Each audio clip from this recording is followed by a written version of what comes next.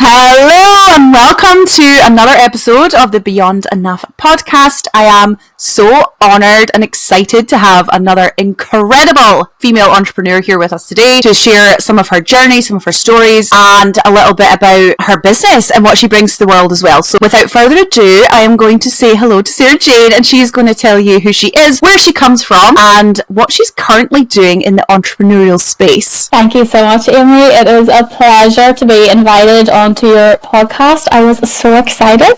I am so excited. But yes, I am Sarah Jayne, and I am currently based in Northern Ireland, and I am the founder and self-worth coach at the Self-Worth Secret. So I set my business up just towards the end of 2024, and it is my mission to guide women to reignite their spark and to guide them towards empowerment and to reconnect with their true self. And I basically started the business based on the back of my own personal complex self-development journey. So I don't want to gatekeep what I learned. I want to share it. So here I am. I love that. And we very briefly spoke before we started recording about content and how incredibly visible you have been in sharing this mission with the world, and how much of a journey it is, right, to get to that point where you can just consistently create content and bring it out into the world. So we'll get onto that in a minute, but I would love to know from you what led you to this path of coaching and then I guess ultimately starting your own business. Yeah, last year 2024 was just a bit of a breakthrough year for me in lots of different areas of my life, personally, professionally, and I was trying to think about this last night, about the exact moment that the Self-Worth Secret came to my head. And I have always been quite visible on like TikTok and things like that, and I shared little tiny bits of my journey. But I think last year I'm a nurse by obviously trade. I'm a nurse specialist, and in my 9 to 5 is I still run a service in the NHS for people who are homeless. So I climbed up through the NHS for like many years, and then I was like, actually, do I want to be like, is this working in this system aligned with my true path? And although nursing's a vocation and I love it, and it's made me the woman I am as well, I sort of felt like, okay, on a soul level, I am being called to do something here and to share my journey. And I think then I basically, when the Self-Worth Secret was never meant to be called the Self-Worth Secret, it was called something else before. And then I was literally, I was on a bus and we went from Spain last summer, and the name just dropped into my head like a download, and I was like, this is it. And then as I was saying to you there, I was like, I started, but now I am very consistent and I'm very passionate about creating content that can resonate with women and that can also represent me. And I'm not overly serious, I'm a bit feisty, I'm a bit sassy, and I like to be relatable too. So it's about really just trying to convey that onto social media so that women can relate. So yeah, I don't know, I think it's just more like a calling. Like I'm very spiritual, and I feel like I'm divinely guided to share my knowledge. And I left home when I was 15, I was very young, and for the first probably until I was about 28, 29, like although I was successful on the outside, I was so lucky I had people who just took me under their wing and who lifted me up when I fell repetitively. And for those sort of first 14 years, I was just running, surviving, was very anxious, was very dysregulated, had a very unhealed inner girl inside of me.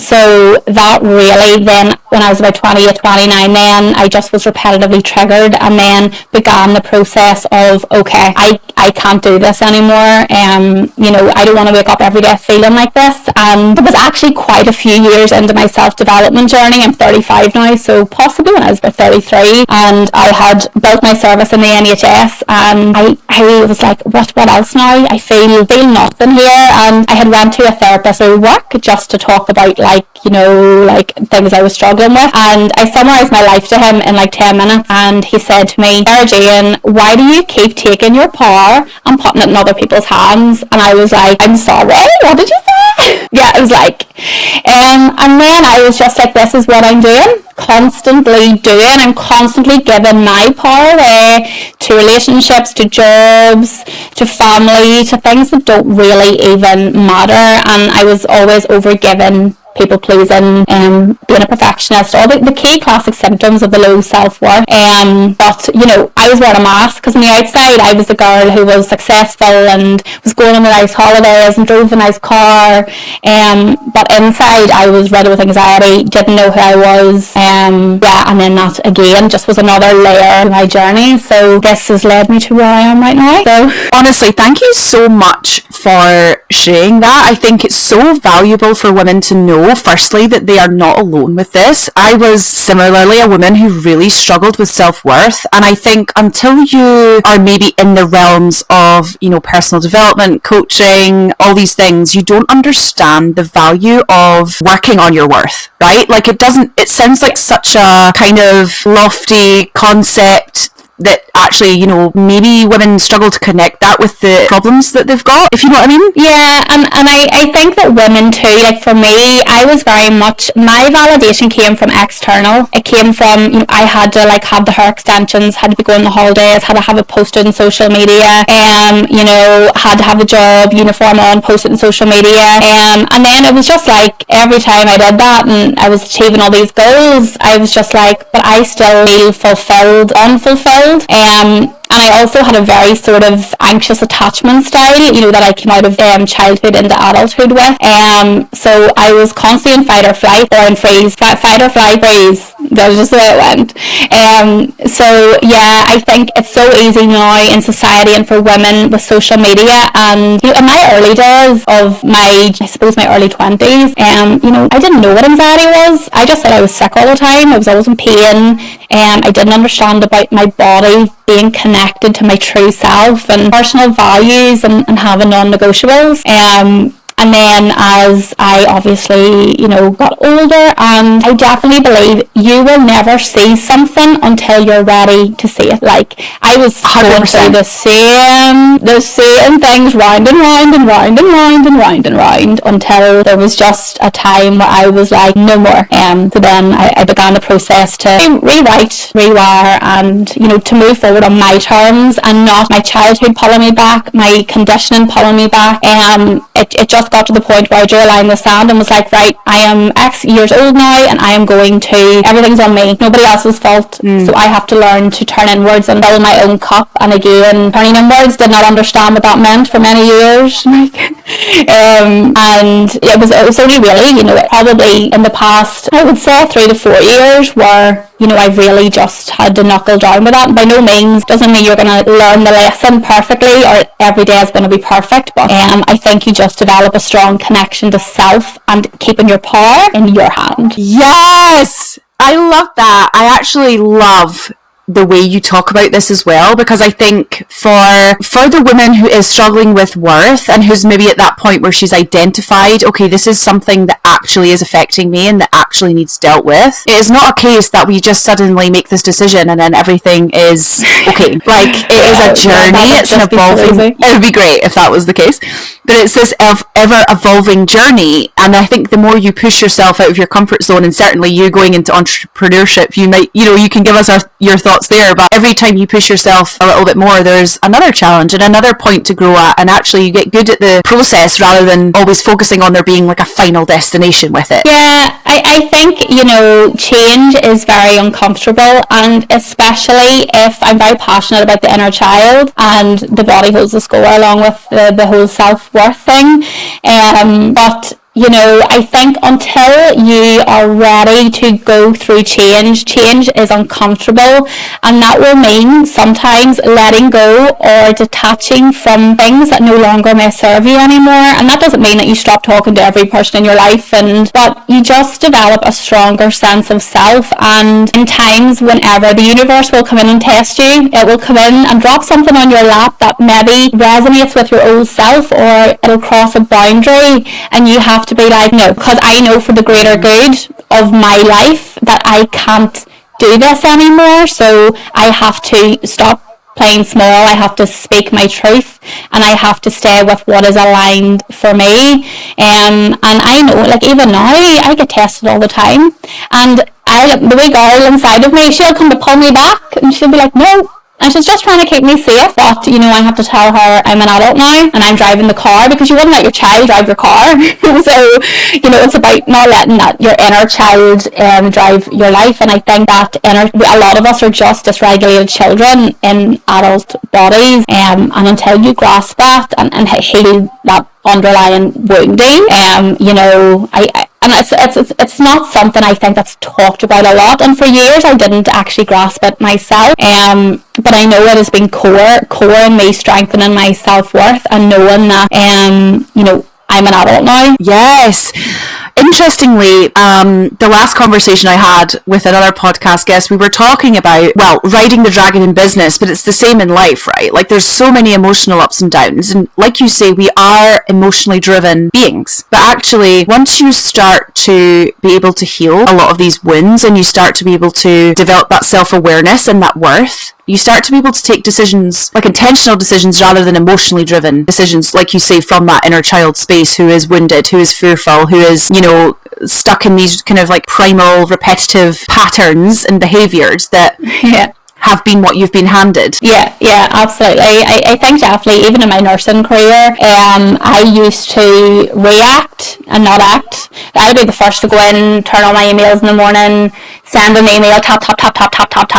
Like, if I look back now, like, I was ballsy back then. Like, whereas now I'm a bit more like, step back here, practice the let them, Mel Robbins, the let them theory, and I approach things from a more regulated space, and I have to remember that when I'm reacting, there's something in my nervous system is being triggered, and I have to step back and be like, okay, I'm gonna take a minute here, I might go and talk to a friend, and then I'll come back with like a logical response. But I think definitely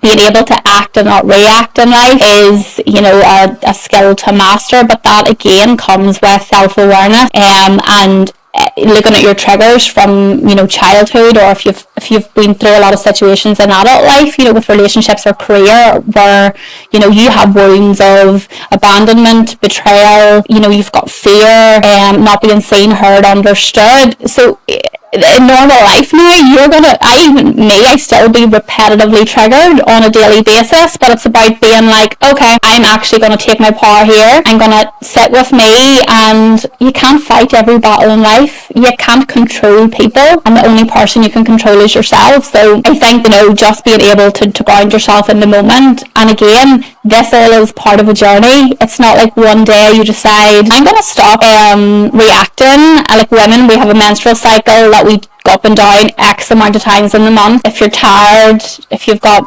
multiple jobs, kids, whatever it may be, that got to be external factors in that. Absolutely. I love that. And I think, interestingly, when we're talking about things like worth, that has a lot to do with how you treat yourself as well as how you think about yourself. And like you're saying, there's always going to be external factors, the kids, the home, the job, the friendships, whatever, that you can't control. But what you can control is how you take care of yourself amongst all of that, right? Yeah, absolutely. And I think everything, especially with the external validation thing, or where maybe you're conditioned to get the right job, be the perfect mum, be the perfect partner, you look a certain way, it can be very easy to lose sight of actually who you are and what you want. And I always say to women, you need to be what you want to attract. So if you want consistency in life and consistent people and things to show up, you have to be consistent to yourself. If you want love, you have to love yourself. If you want somebody who's trustworthy, or situations that you can trust in your life, you have to trust yourself. So that in itself is a journey of getting to that. And within my coaching, I have like a sort of like a 7-step sort of strategy of starting with the self-awareness part, because recognizing something's not right here, I'm going round in repetitive cycles, I feel like crap about myself, these relationships are just the same thing round and round, I'm not getting the job I want, or I'm having to leave jobs because I can't cope, because obviously burnout is another key symptom of low self-worth, because you're, again, giving your power away, but self-awareness, followed by then, self-acceptance of looking back at your core wounds and, really just rewiring your belief systems to think and align with the life that you want and not the life you had. That's sort of the first 2 steps in my strategy of where then you sort of do that groundwork, and then you move into like loving yourself, trusting yourself, regulating yourself, having the self-worth, and then mastering your emotions with the self-mastery at the top of that. And I sort of have it in that system because it's easy for women to get lost, and then then they have to maybe look back and be like, okay, we're going back to the self-awareness again here. So yeah, I find that quite useful, and that really is my journey. Amy was messy in that I learnt everything probably the hard way. I ran in cycles 1,000 times, especially in relationships. And I could never understand, but I was always attracting these emotionally unavailable men who did not want me, who ghosted me, who ran from me. But what I learned, the very painful lesson is that I was running from myself. And unfamiliar, I can't say it, the familiarity. That was in my childhood. There was levels of unpredictability and an abandonment wound there. So that just manifested in my adult life. So I was, if a man came into my life, for example, and was being really nice to me, I would be running down that street. Absolutely not.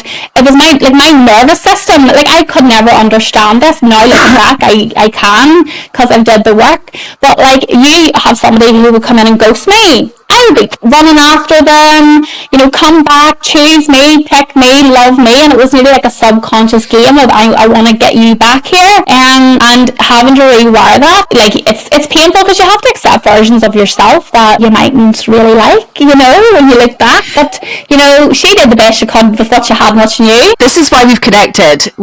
This is one of my taglines, right? Is that not only just for yourself, but when you think about other people, right? We are all just doing the best we can with the tools we have available. And as flip back to what you were saying earlier about, there are going to be versions of you that you look at and think, oh my goodness, I can't believe I did that. But to hold yourself in so much love through all of the stuff that's happened, all the stuff you've instigated, and know that it was just the best that you were doing at the time. And I look back at various points of my own journey with my own self-worth, and I think it's so easy to fall into shame. It's so easy to fall into and guilt. Guilt. Yeah. And in actual fact, once you can move through that into love and acceptance of the version of you that just needed love, because I think so much of us have come I'm 32, right? So we're a similar age, and I think we're, as a generation, recognizing that some of the stuff that happened to us was not okay. But that's, I think you can sit in resentment of that, or you can say, actually, I get to choose a different narrative, and I get to look at the stuff, the patterns, the behaviours that didn't serve me and don't serve me going forward, and you can change them. Yeah, absolutely. And I think one of the key sayings that I learned in the past couple of years in particular, where I used to be so angry at why things were repetitively happening to me, and especially in 2024, there was a key theme in my life of not being chosen in so many different aspects, and this triggered me. But instead of, because I developed quite a spiritual aspect of my life, and I believe in a higher power, and I believe I'm divinely guided, I had sort of switched from asking myself from why is this happening to me, to what is this teaching me about myself? What is this mirror that is so uncomfortable showing me about myself? And I probably wasn't still always choosing myself. Yeah, I think it's, like you say, it's so hard to choose yourself in this world that has so many distractions, and we live, especially in the online space, in a world of vanity metrics. And so we're always being pulled to determine our worth by results instead of determining our worth by just that inherent value that we have as human beings, and our ability, because I think it is such a beautiful aspect of the human experience, is that we do get to choose. We do get to tap into our conscious and unconscious and subconscious mind and set intention around, okay, this is what's happened, but going forward I can choose something else for myself. And I think that is actually something that is such a gift once you start to, like you say, once you start to see it like that, instead of saying, why is this happening to me? Why is it always me? Why am I never chosen? Why am I always rejected? And why, whatever else may be coming up for you, and start to be like, well, actually, what can I do to change me and welcome more of what I want into life? Yeah, I think a lot of women be surprised to realise that they're the driver, the master, the creator of their own life. You know, they might have obviously, if you're, depending on what you're doing in your life, or what type of life you're living, if you're married, single, engaged, if you're not looking for anyone, if you're in the midst of your career, you know, you have a choice of what you can do, and the only person that you can control in this world is yourself, and you can control if you stay, you can control if you leave. And it's sometimes a harsh truth that people don't like to face, because sometimes in order for you to have the life you want, or the happiness and peace, it's really about like inner peace. You know, true self-worth is about just feeling that peace and contentment. You know, it's sometimes a hard truth to face, that I'm going to have to do something really uncomfortable here. And I remember there was times in my journey where I just was like, this is never ending. I just was repetitive, just ups and downs, and constantly being tested. And I believe that was part of my divine plan, being on this earth to learn these lessons, so that I can be a change maker. Because I don't want to have children and pass on the anxiety and the grief, the shame, the guilt that I had within myself and my body. So it was my mission to clear that. And the best I can. Like, nobody's perfect, and healing is not like, you know, healing's like, you know, you have ups and downs on the rise, on the rise up. But, you know, I think if you want something different for yourself and you're not happy in your current situation, you have to face the hard truth that that's within your control to change that and to take those uncomfortable steps. 100%. And I think I would encourage always every woman to understand that sometimes the most horrible, uncomfortable things, actually so much is born from that, like so much is gained from that. And all of these really difficult decisions, they do feel really difficult in the time, but I think holding your power throughout that and saying, you know, this is just a season and it's going to, like, we're going to get through it. And I always tell people, because we were laughing about this before, but I'm so on it now with visibility, and I'm here, there and everywhere. I'm doing all the things. Like, I look like I've got it all together on the outside, and to a certain degree I definitely do, but in order to get here, in order to really have the ultimate self-worth and confidence in myself, I had to leave a 12-year relationship with 3 children and burn my entire life down, sell my house. I had nothing, and it was the most difficult thing I've ever done. And there's also that whole fear on the other side of being seen as a single mother. You get told no one wants you with 3 kids, and you get to a point where I had to leave because I was physically unwell because of this whole disconnect between the relationship I was in and the woman I was. But also, like, people will always project stuff. Yeah, people will always project onto you their own fears. And I'm at the point where I'm like, I actually don't care. Like, if a man doesn't want me with 3 kids, I don't want him. He is not. Yeah, he's not right for me you. if he doesn't. He's not for you. 100%. I don't want him. Why would I want him? But it's so hard because I think we live in a world, again, that is like you have to have the relationship and the marriage and the kids and your lovely 3-bed detached house in order to be successful. And I think I know so many successful women that have none of that, who want none of that. And your success isn't always determined by what other people think you should want. Like, you get to choose it, you get to have it, but you do have to do the hard thing of making those decisions when they don't serve you. Yeah, absolutely. And the thing I like about watching your journey is that you are very honest and open about, you know, you don't hold back on your struggles, you know, and you have 3 kids and you have to juggle obviously everything around them. And I think it's about, as you promote quite regularly, authenticity and just really showing up who you are. And you have to not care what other people think, because nobody else is living your life, nobody else is paying your bills, nobody else is looking after your children. It's you.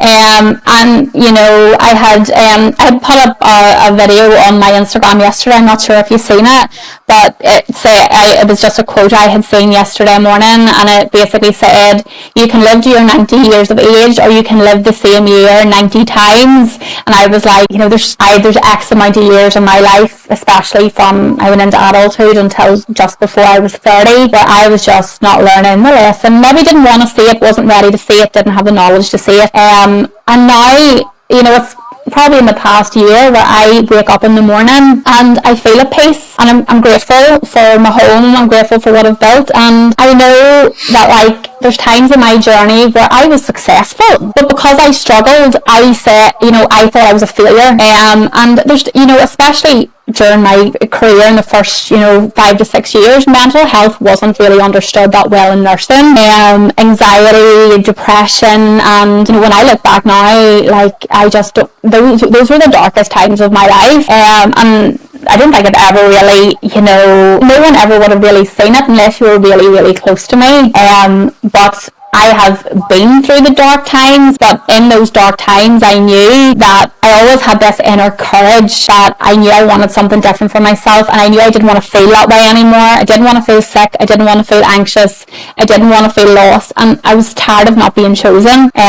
So then it was painful, and I have did in my healing journey, Amy, I have did like probably every holistic therapy, normal therapy, coaching, like listen to podcasts, read books. Like my journey went from like A to D to B to Z. So part of me creating my business too was like to give women a structure of like, okay, if I had to do this again, like I would, the self-worth is the core fundamental of every aspect of your life, your relationship with self, your relationship with others, your career, your health, your finances. Because if you don't believe you're worthy, nothing's ever going to change. So, I wish I could have learned self-worth when I was like 18, but here I am. I just love that though, and as you were speaking, it reminded me of a stage in my own journey, and that was when I had it all on paper, and I was, like running a conveyancing department and pregnant with my second baby, and it should have been like the happiest time of my life. And actually that was my point for me, of that this is the lowest I've ever been in life, this is the lowest I've ever felt, this is I can't continue like this. And that stage of my life was when I started my own journey. But coming back to this point, which I think is so crucial, and I will ask you your top tips for women in a second, but I think to that point, that point of deservingness, like until you think you're deserving of it, until you think you're deserving of anything, you will never ever welcome anything good into your life, and you have to be ready for it. How do you think we become ready for that change? How do you think we become ready to develop that worth, that deservingness? I think probably for me, there was just like so many, like the universe, I always say, will give you a knock, a nudge, and a rhino. So you'll get your knocks, you'll get your nudges, you'll get your rhino, and it's like I suppose in particular, like I would work with a lot of different women who maybe have gone through like domestic violence relationships or things like that, and they go through like a really bad relationship, and they come out and then they attract the same thing again, like subconsciously, because that's what's familiar. And I think things happen in life, and you have an opportunity to be like, okay, this is not right, and I know it's not right, and I am going to take the energy that I'm putting outward and giving and giving and giving, and I'm going to turn it completely inwards to myself. And I think it's about being able to, that comes with being able to ground yourself in your own body and be connected to yourself and how you feel. And that comes with regulating your nervous system, because so many people think that they have anxiety or depression, and obviously those are diagnoses, but what I have realised from my own journey is that did I have anxiety, or was my nervous system just in fight or flight and I didn't know how to get it out, or was I depressed, or was I just in freeze mode from burnout? So yeah, I think in answer to your question, I suppose it's about opening your eyes and being honest and being like, I am not happy, whatever. Like, for example, I'm not happy in this job.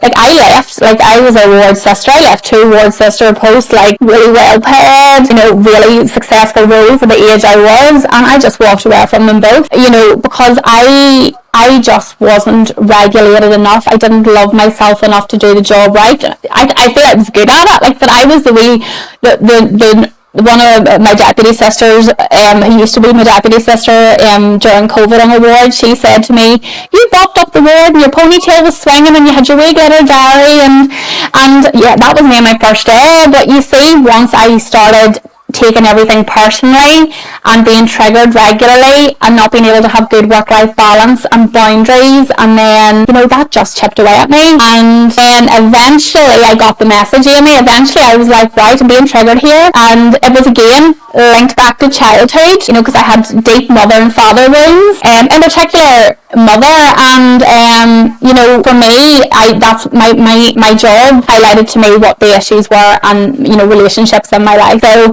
you know, it's seeing it and being like, okay, I can't do this anymore. And then I took a break and I worked on myself. I knew what the wound was, and I did an intense piece of work to heal it and to take my power back from it and to be done with it. And then I'm in the job I'm in now alongside my business, and you know, I was given a space to grow. I can deal with things better. You know, I don't react anymore. I have a good work-life balance. You know, I prioritize things better, because you know, life is just, as you said earlier, it's not just about, okay, I'm going to wake up tomorrow and have self-worth. You should be tested every single day. It'll be like somebody trying to take it from you.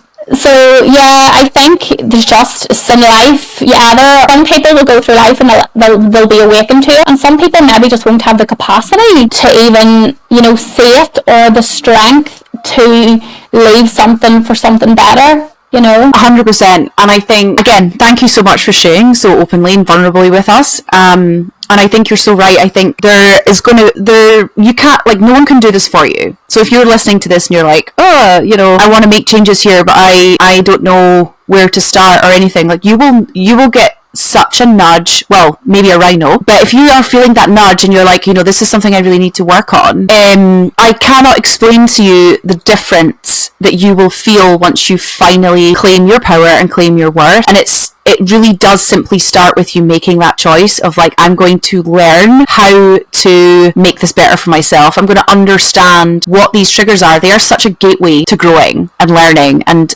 changing. Like, these triggers, like, what is specifically setting you off regularly? What are the things that you find really difficult to do? Like you say, like, is it at work? Like, am I struggling to, you know, stand up in a room and talk in front of people? Because for me, I would be like, immediately, if you're struggling to speak in a room full of people, I'm like, there's a visibility wound there. Like, why do you not want to be seen and heard?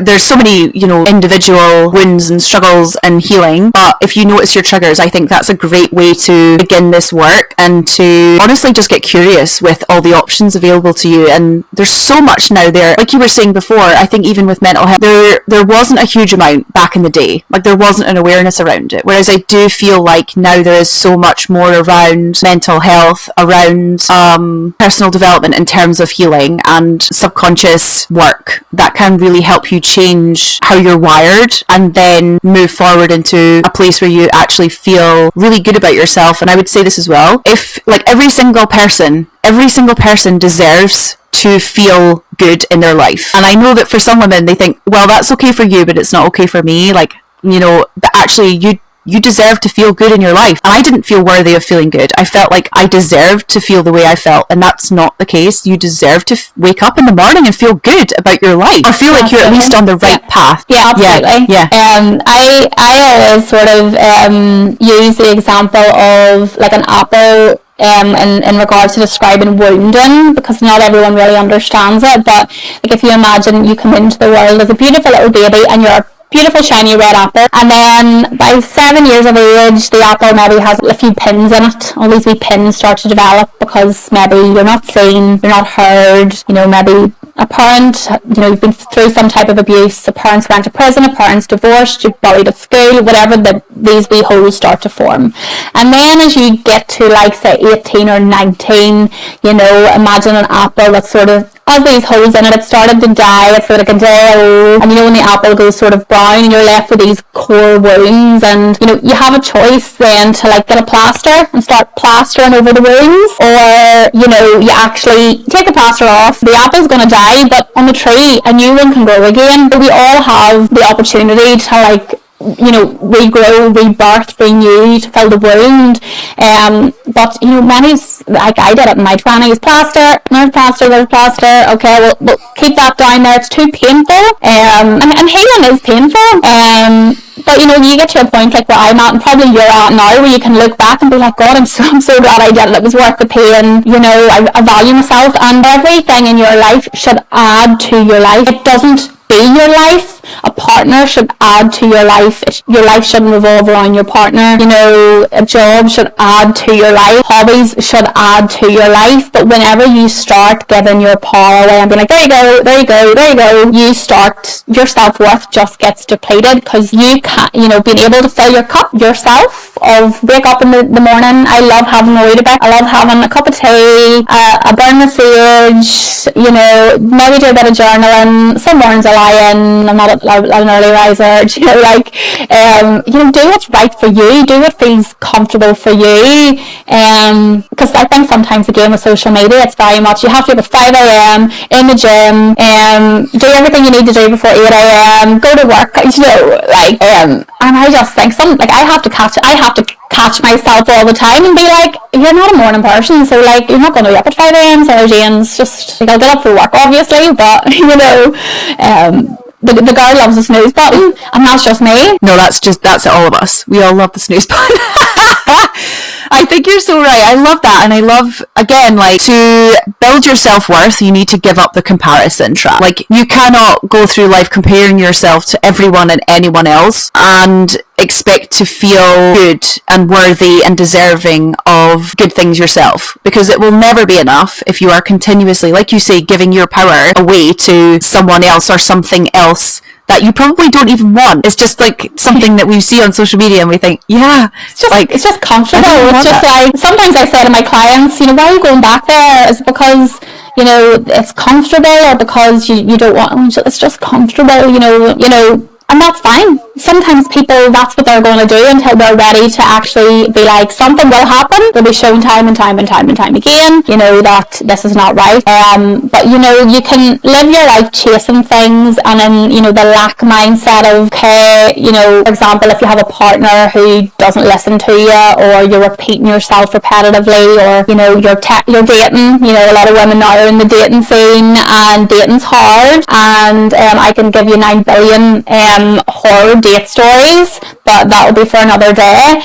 But you know, I can tell you now, I have 100% guaranteed rate of when I chase somebody, like there was never a good outcome, because I was chasing the external. And what a lot of women don't realise with their nervous system regulation and their neurochemicals in their brain is that they start craving the dopamine hit. So, you know, for example, if you have an altered dopamine system, you're always going to be chasing the high, the text back, the like, you know, the comments under the post, you know, you're always going to be, you know, wanting compliments. And the thing is, you have to know in life that you're enough without all that, and train your nervous system to actually, you know, crave the healthy dopamine, to go for a walk, to sit with your own thoughts, to not scroll. And these are going to be the things that women need to do to ground themselves. Because I used to do it. I used to like constantly make TikToks, constantly do this, constantly be trying to post. And for what? It just kept me in a vicious cycle. Now I post because it's right for me, not because I want somebody to tell me that my hair looks nice or whatever it is, you know what I mean? So, and again, these are all hard truths to me. People might listen to it and think, oh, who does she think she is? But this is the truth of my life, and how I had to rewire my dopamine system, and that came through like detoxing off social media every so often, you know. I had to, and that was in the stage where I was finding myself. I had to strip everything back and sit with myself to actually find who I was, and then, you know, move forward from there. Again, thank you so much for sharing that. I think you have been so vulnerable here, and I think it is so true that sitting with yourself is one of the most difficult and uncomfortable things that you can do, especially if you're earlier on this healing journey, right? Like, that is the hardest thing to do. And we live in a world that's created lots of distractions for us. Social media, box sets, even down to, you know, the dating apps, right? Like, it's all geared towards this like high dopamine hit, distracting you from actually asking yourself the right questions and being able to act in integrity with yourself. Like you're saying, even with the posting, like a lot of the coaching that I do for women is around like, post what you want to post that makes sense for you, and forget about the vanity metrics of likes. Like if you're building a business online, it's not about views. Like yes, that's great for your visibility, it's great for reach, but it's actually not benefiting you if you are just posting for the algorithm, or you're just posting for likes. If you're just, and it's the same with life, like you cannot go through it just trying to please everybody all of the time, because what you're doing is pleasing no one Firstly, like you say, you will continue to chase people who don't want you there, and be that centre of gravity for yourself. Be that centre of gravity. Like, plant your feet, take a stance, understand that sitting with yourself and understanding yourself is the most valuable thing you can do, and go from there. Yeah, and absolutely, like, I 100% agree. And like, I honestly, like, I have to keep my mindset in check all the time. I can jump on the treadmill, and you mindset starts wandering off, and then you're like, okay, you start fixating on like, oh, well, that person there is actually getting a lot of like social media attention, and like, how could I get that? And then you have to check yourself and then just realign and be like, oh, okay, I need to come back to self here, and like, this is normal. Life is not going to be perfect, and a key part in my self-worth journey was learning the ability to reset, which could be once a day, twice a day, 3 times a week, as many times as you want. It's just about having the self-awareness and then being like, actually, what's my true thoughts on this? I need to reset myself here. I need to ground myself. This is not right. Yeah, 100%. And it's, again, coming back to what we were saying earlier, like, it's not a linear journey. It's very much peppered with lots of challenges and moments for growth, but I feel like it does get easier. Like, I feel like once you've done that initial work, shall we call it does start to get easier. Like, you start to learn how to reset yourself, how to recognise a trigger, how to delve deeper into a wound. You start to get better at it, right? Yeah, absolutely. And there's times in my life where like, I used to be riddled with anxiety, especially in my 20s. Like, I would lay in my bed for days, and just like couldn't do anything. What happened to me was I sort of went through periods of like fight, flight, and then freeze mode, and it was just like a fog, a very painful fog where like I just couldn't focus, couldn't do tasks. But even when I get triggered now, I will very easily be put back into that fog. I feel anxiety because now I'm more connected to my body and feeling things and letting myself be annoyed, be angry, acknowledging the emotions. That's normal to feel angry, hurt, happy, sad, but just tell yourself what you're feeling, and I think that for me, just really the regulation part is just so crucial, and knowing yourself. And like, this morning I had anxiety and I was like, I'm going to this podcast with Amy, my word, she's like an icon, and it's like saying to yourself, why am I anxious? Okay, why are you anxious? Actually, you're going to be fine because you could talk the leg off the stool anyway.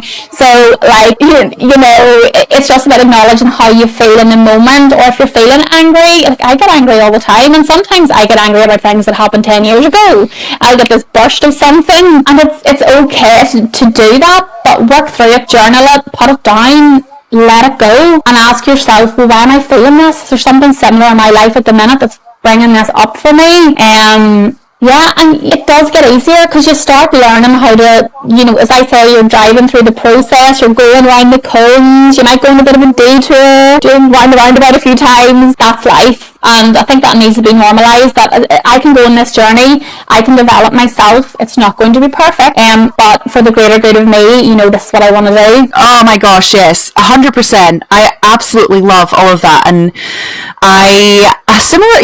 interestingly, I was very similar, and I had serious nervous system dysregulation, and like you, I had no idea what that meant, and I went through intense periods of anxiety, and I went through intense periods of fawn. Like, I couldn't, like, I physically couldn't get out of bed, or I physically, like, I actually couldn't even pick up my phone. Like, I literally couldn't even look at my phone because the anxiety and the freeze was so intense. And it was actually EFT. It was EFT for me that really started, obviously when I left my marriage, it was like, I've never been so dysregulated in my entire life. It was horrific, right? I'm not going to lie, it was a horrific time for me. Yeah. However, understandably, I had to develop that tool of being like, okay, I need to understand how to feel safe in my body, as in to feel regulated in my body, and EFT was a major player for me for that, because I think in terms of like how I thought I was like okay, but I needed to feel like I was okay. And understanding my anger was a huge part of that. I had to actually accept that I was angry. And I think once you start to accept that you have emotions, instead of we push it down, we suppress it, we pretend that it's not there, but actually most emotion just wants to be acknowledged. It just wants to be seen and have its moment. Yeah, and I think it's about, journaling for me was a really good technique, where I still have them all, and they are in the bottom drawer. I never look at them. I don't know why I can't get rid of them, but I would never read back on them. But I used to just write letters to like the universe, write letters to myself about how I was feeling, or like, you know, just to get the thoughts. Sometimes when you put what's in your head and you write it down and just let it go. Okay, it's okay for me to feel like this.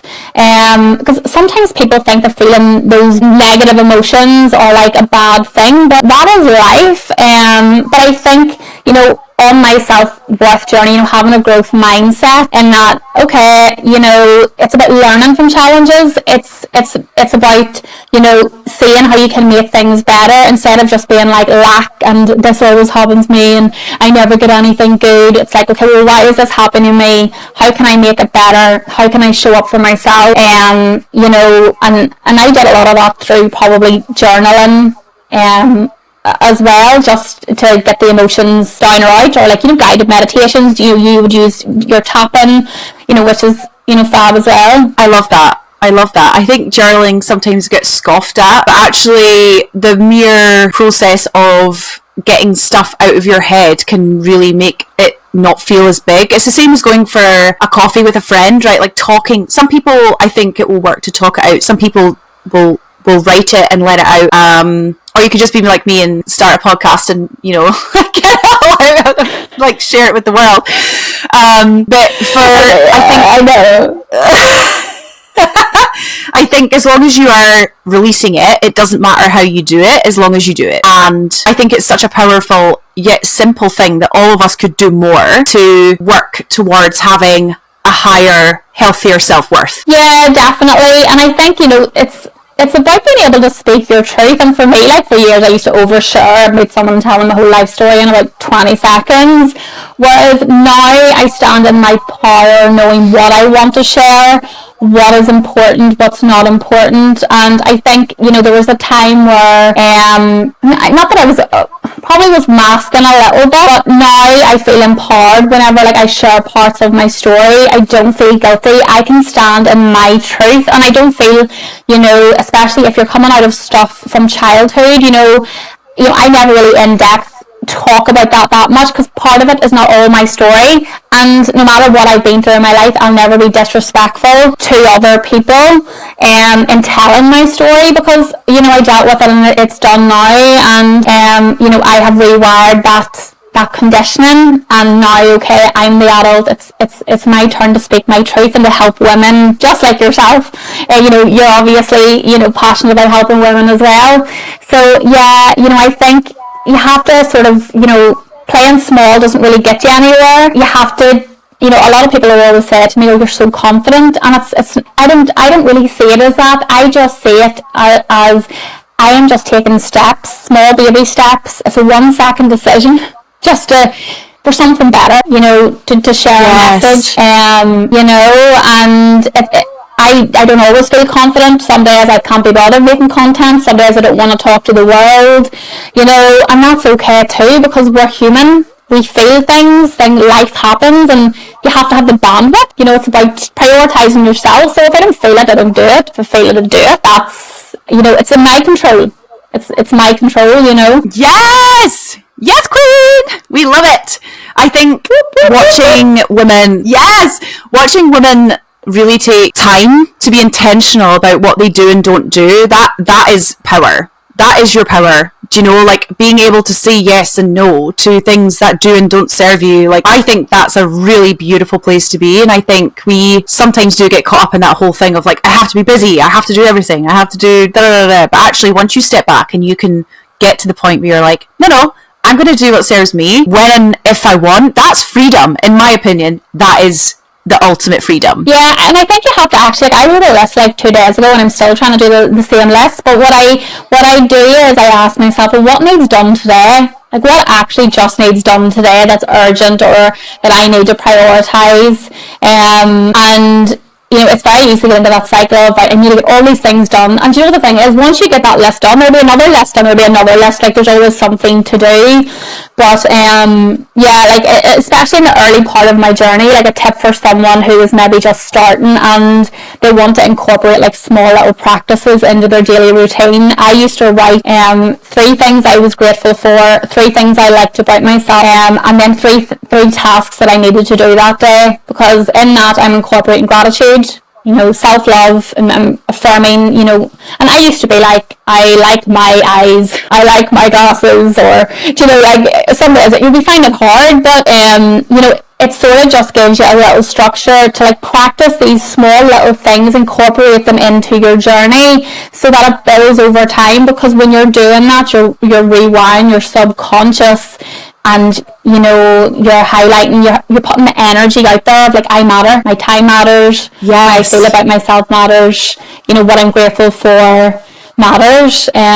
Because it's not just like you wake up one day and it's like, oh, you've got self-worth today and it's great and life's going to be perfect from now on and everything's going to go my way. Like, it's not that. It's about having that realistic approach that is, you know, it's like a muscle. You have to just keep building it over time, you know. Yes, build the self-worth muscle. Thank you so much for sharing that tip as well. I agree. I think it's small consistent action over everything. Small consistent action, and I think those 3 points are great for any and every woman that's listening to this, wherever you are on your self-worth journey. That is such a beautiful exercise, and I certainly still do little gratitudes and little affirmations to myself, like, you know, with these very small things. And it's not that you, like we were saying, it's not like you reach a point, it's that you continue to feed into your worth, continue to feed into your beliefs that you're trying to build and that you're trying to I nearly sort of do it like subconsciously now. Like, I could be driving along now, like, I don't need to write it down anymore. Like, I'll be driving along and I'll like see the sky because I'm present. I'm not thinking about what I'm doing, and I'm trying to be in the present moment. So like, I'll drive along and I'll be like, oh, that sky is just so lovely, or that, look at that bird up at the top of that tree, like stuff that I never would have seen before. So yeah, I think when you do become more, you know, you have a strong self-worth foundation and you really prioritise yourself, you know, it just opens up your mind to the world and actually being present in the moment, enjoying the moment. And I know when, especially from, you know, late teens right through the late 20s, I don't remember a lot of my life. Like, I lived in London for like 2 years at one point, working in a hospital, and I can hardly tell you one thing that I did. You know, I was just not grounded. I was on this just cycle of like run, and I don't know what I was running from, but it was just so dysregulated that I wasn't present, you know. And when I look back now, like, I feel sad for that version of me, but I also feel empowered now that I've been able to turn it around, and I have the knowledge that I do. And you do get to that point where it is like more refreshing. Well, what would you say, Amy, has been like the turning point in like your self-worth journey? Like, was there ever a point where it just clicked? I think I became a mother so young before I did any of this work. And like, I remember that really low point, right? So I was pregnant with my second and I was so miserable. And then I went to a jewellery party and I was speaking to the woman who was like running it, and she was starting a network marketing business in skincare. And she's like, you know, like, I love makeup and skincare. And she's like, you'd be great at this. And I was like, what? Wait, what? And from the moment I opened the doors to that business, I started choosing myself because I saw the value in running business that got me out of the job that I didn't like. And that's how it started for me, and not how it ended, right? Because I've totally, you know, grown that in a different direction. But it was I think the moment where I realised that I could actually have more than I'd ever given myself the opportunity to have before. I think you know, there's always like a turning point in every person's life where they're just like, oh my word, like this needs to change. And like, I don't have children yet, but I have got nieces and nephews, and they're all like under 5. And I remember whenever Olivia was born, and I had such a great I have a great bond with them all, but you know, Olivia was the first one. And I remember always being shocked that this child loved me. Like, that's how low my self-worth was. I couldn't understand how this wee baby, this wee girl, like, she loved me.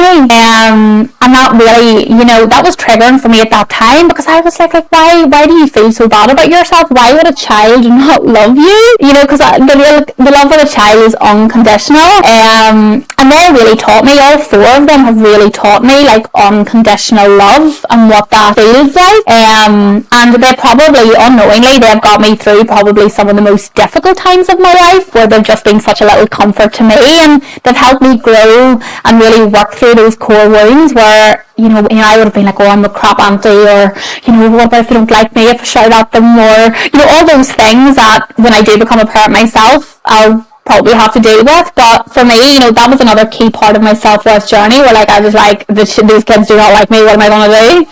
But that was just my inner dialogue, you know, telling me that. I mean, I could sit for another hour and talk about all the ways in which my children have taught me so many lessons, honestly. But you're right, you don't feel love until you love yourself. Like, you genuinely just, you do not feel it the same. I think when I started to really raise the bar with my own worth, I let them in so much more, and I get so much more from the relationships I have with my children, and that spurs me to continue, because I'm like, wow. And just what you were saying earlier about being present, like, I can be present with these children who perhaps before, especially my oldest, I didn't even know what being present was. I'd never been present for my entire life. I literally didn't know how to do it, and I think that's been such a gift, and it's something that I treasure, you know, because they, like you say, they unconditionally love you, and wow, I actually feel that now, and that is just a beautiful place to be. Yeah, absolutely, because I know with Ella, she's the youngest, she's just turned 1, and, you know, whenever she comes to stay, I always have her sleeping beside me, but I literally be sitting, I don't sleep, like, I look at her all night, and I'm like, oh my word, she's the cutest wee thing. Like, I just love these moments where, like, she's sleeping beside me, and, like, I'm never going to get this moment again, and, like, where you lean into the gratitude of those moments, and lean into the feeling that gives you, rather than me being like, oh my word, you know, and thinking about what I'm going to do tomorrow. Like, I think it's just nice to be fully present and appreciate, you know, the blessing that it is in those moments. But yeah, they definitely are.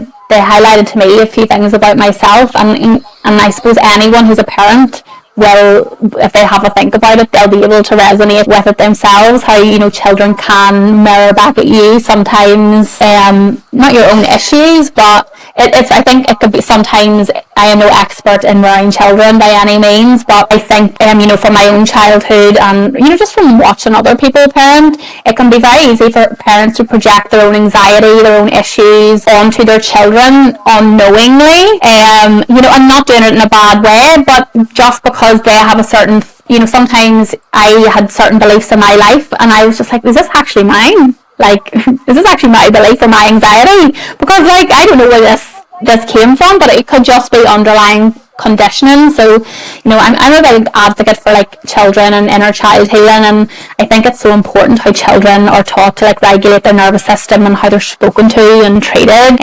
You know, I think that's vital, you know, as a parent to consider that. 100%. I mean, they are mirrors. They are genuinely mirrors for the worst parts of you. They give it all back. And they snip it. You have 3 of them.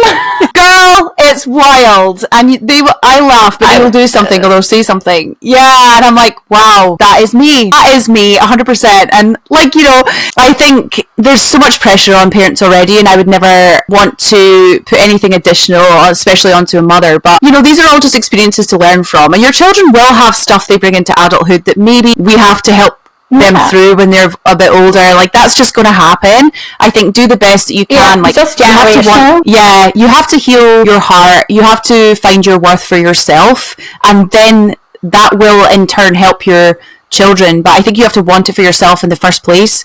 Not, like, as in, don't just do it for them, do it for you too. Because when you come at it from that angle, it'll benefit you so much more, but they will also in turn benefit, if that makes sense. So yeah, you're so right. They are very powerful mirrors. Yes, for mums. You know, I think it's and as you've obviously got three, so lots on me. It's lots of fun. But I know we could continue and speak all day, but I want to give you just the most thanks for coming and being so open and vulnerable with us and sharing your own self-worth journey. And I will link everything for Sarah Jayne under this podcast, that you can go and check her out on the gram. Her content is absolutely incredible, and you can fire her any questions over there and connect with her. And thank you so much for listening to this episode. And thank you so much, Sarah, for being here. Thank you so much. It's been delightful to come on your podcast, Amy. Yay! Super exciting.